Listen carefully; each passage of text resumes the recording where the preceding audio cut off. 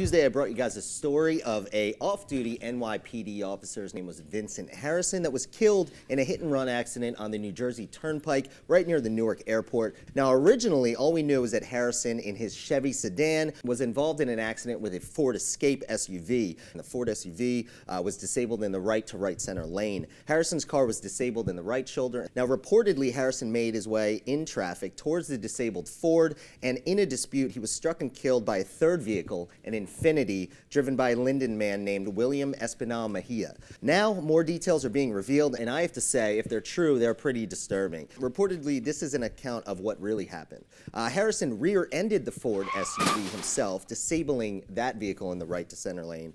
The SUV was being driven by a woman who had her 2-year-old son in the back seat. Harrison then reportedly traveled across the lane into traffic, got into a verbal dispute with the woman, pulled out his service weapon, pointed it at her, and said something to the effect of, "You don't know who I am, I can kill you right now," numerous times. He then reportedly stepped back into the right lane of the New Jersey Turnpike, where the third car, the Infinity, trying to pass through the two vehicles, struck him and killed him. The driver fled the scene and turned himself in the next morning to the New Jersey State Police. Now, he's being charged with the second degree, leaving the scene of a fatal accident, and he's being held on $100,000 bail. He had his first court appearance on Wednesday, and he pled not guilty to these charges.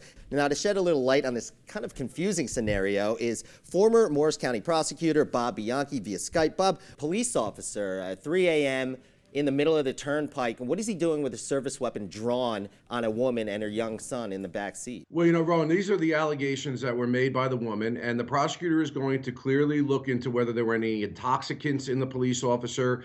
They're going to be evaluating the credibility of this woman. It won't be the first case of road rage, and it certainly won't be the first case in which a police officer has inappropriately pulled their weapon on a civilian in a tense environment. And this is something that in law enforcement, in the prosecutor's point of view, we're very careful about, because over-aggressive or temperamentally unfit police officers don't belong on the road. This could be, or may not be, one of those circumstances. You hear this, the side of it from the woman's perspective. It seems very cut and dry that this was completely inappropriate. What might be the other side of that story? You know, from my experience and having done it myself, I mean, whenever you're pulling a motor vehicle over and you don't know who the occupants are, based upon many circumstances that police officers confront, motor vehicle stops are the #1 way police officers are trained that they will be involved in a police-related fatality. So depending on how the woman was acting, movements in the car could have caused the officer to believe he needed to pull the weapon out. But there's a little more here, Bill, in this case. I mean, I agree with you on that, yes,